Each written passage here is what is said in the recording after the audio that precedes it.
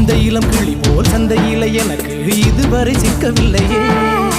என் அழகு ரசிக்க என் நெருப்பை அணைக்க இளைஞனும் கிட்டவில்லையே.